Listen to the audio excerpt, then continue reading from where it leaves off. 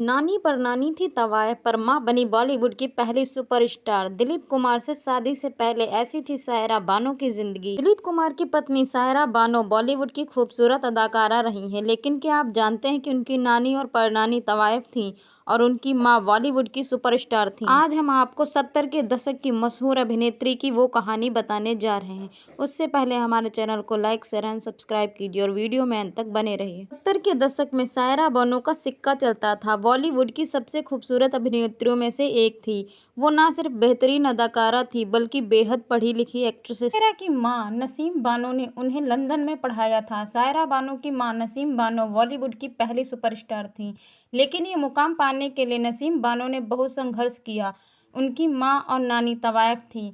उस जिंदगी से निकलकर फिल्मी पर्दे पर आना और सुपरस्टार बनने की राह बहुत मुश्किल थी। नसीम बानो की मां छमिया बाई उर्फ शमशाद बेगम एक तवायफ थी और दिल्ली में उनका खुद का एक कोठा था। वो बेहद खूबसूरत थी और उनका कोठा बहुत मशहूर था। अंग्रेज और नवाब उनके कोठों पर आया करते थे अपना दिल बहलाने के लिए।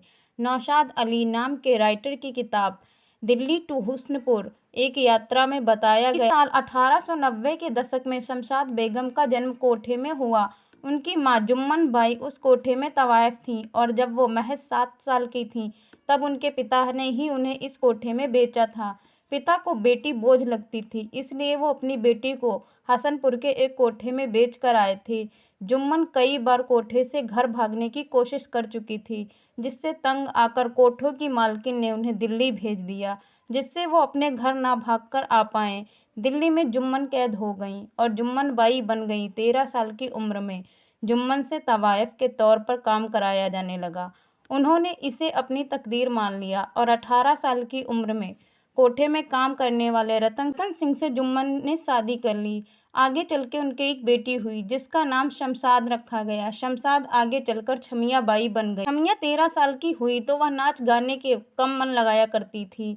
उन्हें लगता था कि संगीत और नृत्य में बहुत ज़्यादा दिलचस्पी थी और वो बेहद खूबसूरत भी थी। देखते ही देखते लोग उसके फ़ैन हो गए और दूर दूर से उसके पास जी बहलाने आते थे। उनकी खूबसूरती के कद्रदान उनके इतने ज़्यादा प्रभावित होते थे कि उन्हें अपने साथ ले जाना चाहते थे।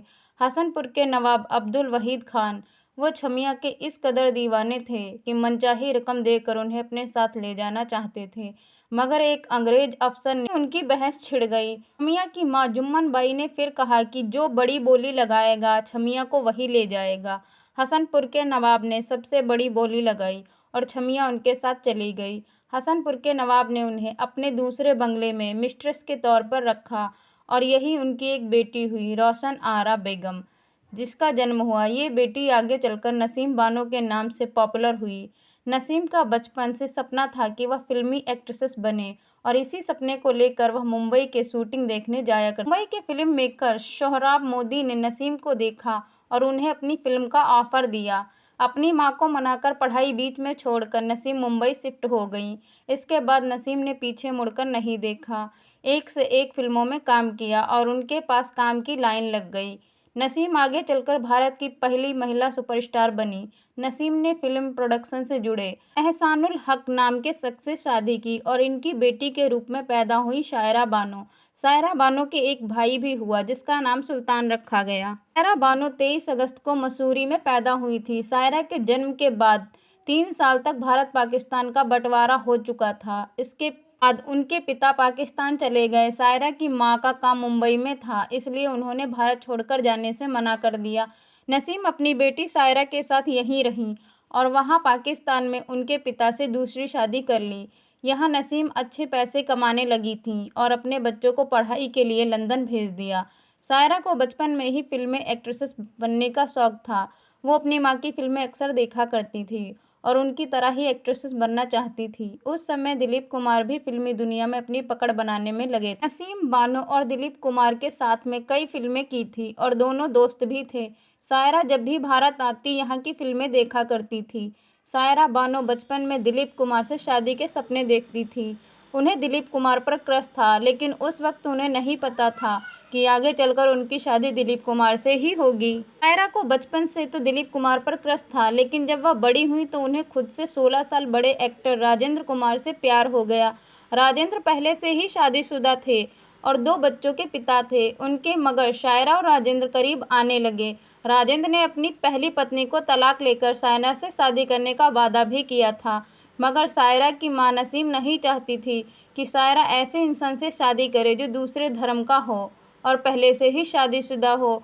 नसीम बानो ने शायरा को बहुत समझाया, यहाँ तक कि अपने दोस्त दिलीप कुमार से भी उन्हें समझाने के लिए कहा, लेकिन शायरा ने किसी की बात नहीं सुनी। मगर जब राजेंद्र कुमार ने उनका दिल तोड़ दिया और शायरा के बर्थडे पर अपनी पत्नी के साथ पहुंचे तो उनका दिल टूट गया था। दिलीप कुमार जब उन्हें समझाने लगे कि तुम बहुत खूबसूरत और समझदार हो, तुमसे तो कोई भी शादी कर लेगा, तो उन्होंने दिलीप कुमार से कहा, तो फिर आप ही कर लीजिए मुझसे शादी। ये सुनकर दिलीप कुमार सकपका गए, मगर बाद में उन्होंने शायरा से शादी के लिए हाँ कर दी। शायरा भी राजेंद्र कुमार से काफ़ी खफा थीं और गुस्से में उन्होंने दिलीप कुमार से शादी के लिए हाँ कर दी, मगर बाद में वो दिलीप की ऐसी दीवानी हुई कि लोग उनके मोहब्बत की मिसालें देने लगे। शायरा बानो और दिलीप कुमार की कोई संतान नहीं थी, फिर भी शायरा बानो एक बार प्रेग्नेंट हुई, मगर उनका मिसकैरेज हो गया था। दिलीप की बहनों ने उनसे दूसरी शादी करने को कहा और दिलीप कुमार ने साल 1980 में शायरा से शादी के 16 साल बाद एक बार और शादी कर ली। दिलीप ने आसमा रहमान से शादी की और जब शायरा को ये बात पता चली तो वो शायरा से अलग आसमा के साथ रहने लगे। दिलीप कुमार ने मीडिया को हमेशा बताया कि उन्होंने दूसरी शादी की है, हालांकि बाद में अपनी बायोग्राफी में उन्होंने इस बात को मना किया, अपने जीवन की सबसे बड़ी गलती कहा। बाद में दिलीप शायरा के पास वापस गए थे, शायरा ने भी उन्हें माफ़ कर दिया था और अंत तक उनकी सेवा की थी। फिल्म इंडस्ट्री में कई ऐसी लव स्टोरीज हैं जो दिल को छू जाने वाली होती हैं। कुछ तो पूरी तरह से फिल्मी ही लगती हैं, लेकिन होती असली हैं। ऐसी ही एक लव स्टोरी शायरा बानो और दिलीप कुमार की भी थी। 22 साल के एज गैप होने के बाद भी दिलीप शायरा ने शादी की, लेकिन उनकी शादी में एक भूचाल उनकी लाइफ में बिल्कुल ही एक्सीडेंट की तरह आया। एक एक्सीडेंट में शायरा बानो का मिसकैरेज हुआ था, फिर भी वो कभी मां नहीं बन पाई। इससे दिलीप कुमार काफ़ी दुखी थे और इसके बाद उन्होंने दूसरी शादी का फैसला किया। किन हालातों में, चलिए आज आपको इस किस्से के बारे में पूरा सुनाते हैं।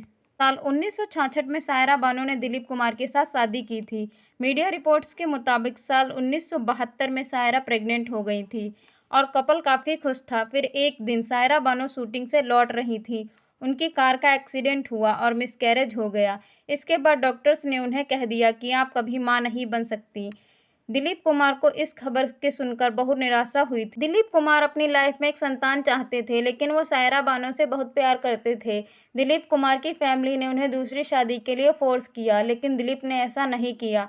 फिर भी घर वालों की बातों में आकर उन्होंने शायरा बानो को बिना बताए दूसरे शहर में जाकर साल 1981 में आसमा रहमान से शादी कर ली थी, लेकिन लगभग 2 साल बाद उनको तलाक दे दिया, क्योंकि उन्होंने शायरा बानो को 2 सालों तक नहीं बताया था और उन्हें अच्छा नहीं लग रहा था। मीडिया रिपोर्ट्स के मुताबिक आसमा को तलाक देकर दिलीप कुमार ने शायरा बानो को सब कुछ बताया। शायरा बानो भी इस बात से काफ़ी नाराज़ हुई और बताया जाता है कि लगभग 6 महीने उन्होंने दिलीप कुमार से बात तक नहीं की थी, लेकिन बाद में उन्होंने दिलीप कुमार को माफ़ कर दिया, फिर एक दूसरे के लिए जीने का वादा लिया। इसके बाद उन्होंने कभी संतान की बात नहीं की और दोनों एक दूसरे के साथ खुशी खुशी रहने लगे। दिलीप कुमार और शायरा बानो की प्रेम कहानी बॉलीवुड की सबसे चर्चित और अमर प्रेम कहानियों में से एक है। शायरा बानो दिलीप कुमार से 22 साल उम्र में छोटी हैं, लेकिन दोनों के बीच प्यार और समर्पण अटूट रहा है।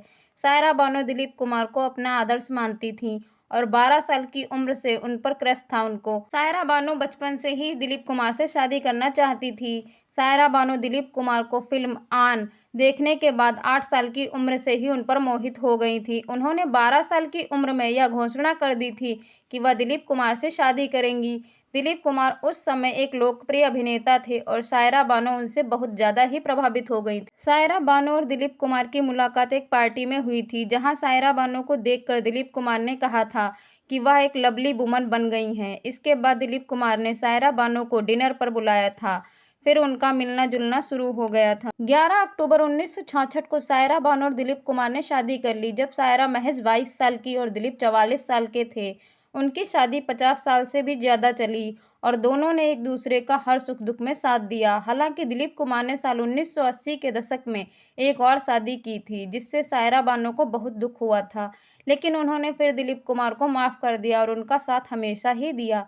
दिलीप कुमार ने अपनी आत्मकथा में इस घटना का जिक्र किया है और अपनी गलती स्वीकार की है। 7 जुलाई 2021 को दिलीप कुमार का निधन हो गया, जिससे सायरा बानो को बहुत दुख हुआ, लेकिन वह आज भी उनकी यादों को संजोए हुए। उनकी प्रेम कहानी बॉलीवुड की सबसे यादगार प्रेम कहानियों में से एक है, जो उम्र के अंतरों और मुश्किलों के बावजूद अटूट प्रेम और समर्पण का प्रतीक थी। दोनों ने एक दूसरे के लिए जो प्यार और सम्मान दिखाया, वह आज भी लोगों के लिए एक प्रेरणा का स्रोत है।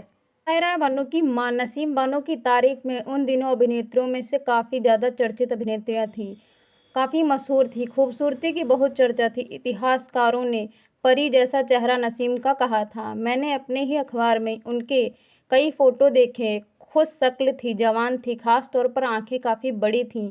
कोशिश थी कि जब आंखें पूरी तरह से आंखों की गहराइयों में डूब जाता। संगीतकार नौशाद ने उन्हें परी जैसा चेहरा उपनाम दिया, जो उनकी खूबसूरती और आभा का प्रतीक बना। दिलीप कुमार और अमिताभ बच्चन जैसे दिग्गजों ने उन्हें भारतीय सिनेमा की सबसे खूबसूरत अभिनेत्री करार दिया। उनकी बेटी और बीते जमाने की खूबसूरत अभिनेत्री सायरा बानो ने खुद बताया, उनकी सुंदरता सिर्फ चेहरे तक सीमित नहीं थी, उनकी परंपरा भी झलकती थी। नसीम बानो की कहानी किसी फिल्मी अभिनेत्री की कहानी नहीं है, बल्कि ऐसी महिला की है जिसने अपने समय की रूढ़ियों को तोड़कर और भारतीय सिनेमा में अमिट छाप छोड़ी है। सायरा बानो अपनी सफलता का श्रेय अपनी मां को देती हैं। अक्सर सोशल मीडिया प्लेटफॉर्म पर अम्मी की दास्तानें सुनाती हैं। उन्होंने बताया, मैंने जो सफलता हासिल की है वह उनकी मेहनत और बलिदान की नतीजा है। सायरा बताती हैं, वह सिर्फ मां ही नहीं थी, बल्कि एक ऐसी शख्सियत थी जिन्होंने मुझे जीवन में आगे बढ़ने का उद्देश्य दिया और असीम प्यार लुटाया। नसीम की निजी जिंदगी भी प्रेरणादायक थी। उन्होंने अपने बचपन के दोस्त आर्किटेक्ट मियां एहसान उल हक से शादी की और ताजमहल पिक्चर्स बैनर की शुरुआत की। उनके 2 बच्चे सायरा बानो और सुल्तान अहमद हुए। विभाजन के बाद उनके पति ने पाकिस्तान जाने का फैसला किया, लेकिन नसीम अपने बच्चों के साथ भारत में ही रहीं। उन्होंने सायरा और सुल्तान को लंदन में पढ़ाया, लेकिन उन्हें भारतीय संस्कृति की जड़ों से जोड़े रखा। हर गर्मी की छुट्टियों में बॉम्बे या दिल्ली के बिताते जाते थे, जहां उनके बच्चे विरासत से जुड़ी हुई यादें महसूस किया करते थे। नसीम का करियर साल 1950 के दशक तक चला। उन्होंने न केवल अपने अभिनय से, बल्कि अपनी सादगी, मेहनत और नए प्रयोग से सिनेमा जगत को समृद्ध किया। 18 जून 2002 को 85 वर्ष की आयु में मुंबई में उनका निधन हो गया, लेकिन विरासत आज भी जिंदा है। सिनेमा के मुरीदों में नसीम की असली पहचान साल 1939 में आई सोहराब मोदी की फिल्म पुकार से बनी, जिसमें उन्होंने महारानी नूरजहां का किरदार निभाया था। इस फिल्म का प्रभाव इतना गहरा था कि सिनेमा दर्शक हॉल में जूते उतारकर प्रवेश किया करते थे, मानो वे मुगल दरबार में कदम रख रहे हों। नसीम ने अपने करियर में बड़े प्रयोग किए। उन्होंने सिनेमाई